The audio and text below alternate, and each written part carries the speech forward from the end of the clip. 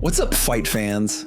Let's dive straight into one of the wildest weeks in MMA, because right now, the name on everybody's lips is Khamzat Chimaev, and the stories swirling around him are absolutely insane. From a rumored $30 million fight offer out of the Middle East, to speculation that he might one day clash with Islam Makhachev, to new contenders stepping up, coaches defending his strategy, and rivals trolling from the sidelines, this week has had it all. And if that wasn't enough, we've even got a Twitch streamer calling out a former UFC champion with a $40,000 sparring bet. Yeah, it's that kind of week. Let's get into it.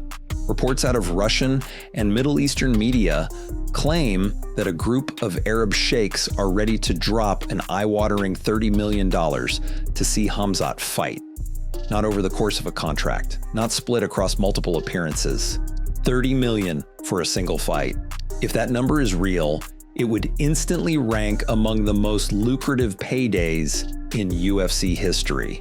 And when Khamzat touched down in the UAE, fresh off his title win, the reception looked less like a fight promotion and more like a royal coronation. Cameras followed him through palaces, local leaders posed with him, and the energy screamed, this man is not just a fighter anymore, he's a global figure. But here's the real twist. Nobody knows who that $30 million fight would be against, which, of course, has only fueled speculation. Behind the scenes, one name has come up louder than the rest, and it's one that could shake the UFC to its core. The whispers say the sheikhs want nothing less than a Chimaev versus Islam Makhachev super fight.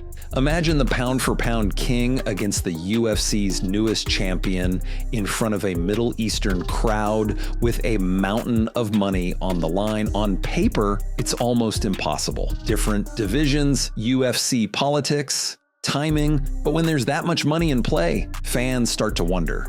Could the UFC bend? Could the fighters agree? Could Dana White really walk away from the type of event that would sell out in seconds and dominate global headlines? Khamzat himself isn't denying anything.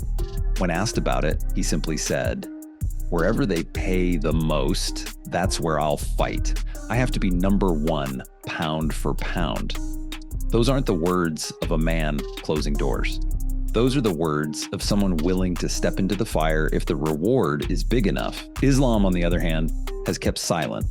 No comments, no callouts, just focus on his own path. But silence only makes the rumor mill spin faster. And while this fantasy fight simmers, another contender is making moves in the real world. Enter Reinier de Ridder, the Dutch grappling machine, who once held 2 belts in one championship before making his way into the UFC. Sitting at number 5 in the middleweight rankings, de Ridder wasted no time after Chimaev's title win. He went straight online, congratulated Khamzat, and issued a challenge. Meet me in Abu Dhabi at UFC 321 this October. The call-out wasn't polite. He promised to show the world what real grappling dominance looks like. Khamzat clapped back instantly, telling him, "I'll make you look like a white belt, Habibi." The back and forth caught fire online, with fans split between believing Khamzat's top game is untouchable and wondering if de Ridder's sneaky jiu-jitsu could cause problems. De Ridder himself remains confident. In an interview, he said, "If I get taken down, perfect. If I take him down, perfect. I've got tricks from the bottom that can make it hard for him. I think I can give him real trouble." Still, the question remains, will the UFC actually give Khamzat his first title defense against de Ridder, or are they saving him for a bigger name? Part of the uncertainty comes from how Khamzat fought at UFC 319. Fans expecting another reckless blitz were left watching 3 rounds of suffocating grappling. Khamzat didn't trade wild shots with Dricus du Plessis. He didn't risk the exchanges. He followed a rigid game plan, and it worked. Later, lightweight contender Arman Tsarukyan, who was in Khamzat's corner that night, explained why. According to him, the orders were crystal clear. Stick to the wrestling, don't get emotional, and don't let a single mistake ruin the chance at UFC gold. It might not have been highlight real violence, but it was pure dominance. And while casual fans booed, insiders knew exactly what they were seeing. A fighter refusing to risk everything for the sake of entertainment. Not everyone piled on Khamzat. Legendary coach Javier Mendez, known for guiding Khabib Nurmagomedov, openly defended the strategy.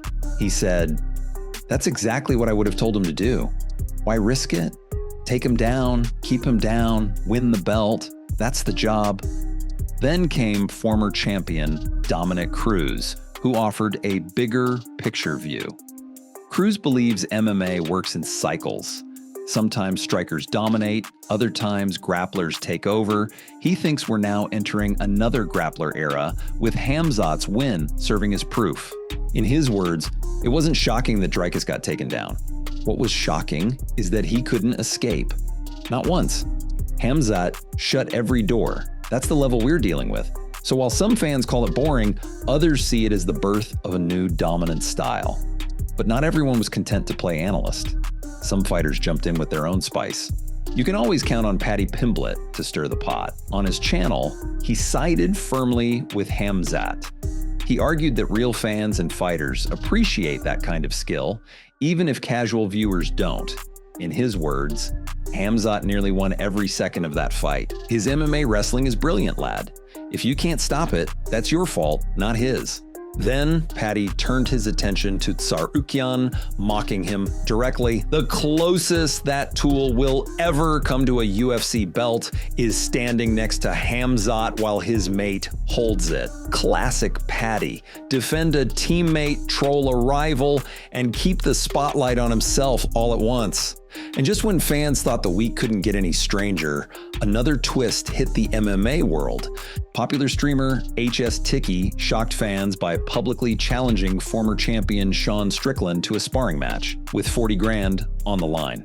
His trash talk pulled no punches. Strickland's washed. He's got pillow hands. He's basically an influencer now. I'll dog walk him. He can't even hurt me. Whether the spar ever happens is another story. But the call-out lit up Twitter, with some fans laughing it off as a clout chase, and others secretly hoping to see Sean march into a gym and put the streamer in his place. It's a sideshow, sure, but in today's MMA circus, even sideshows grab headlines, and all of it only adds to the sense that the sport is in a wild, unpredictable moment.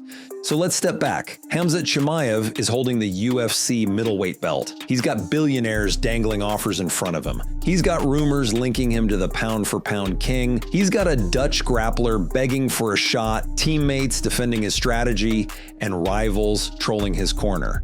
The man is at the center of everything right now.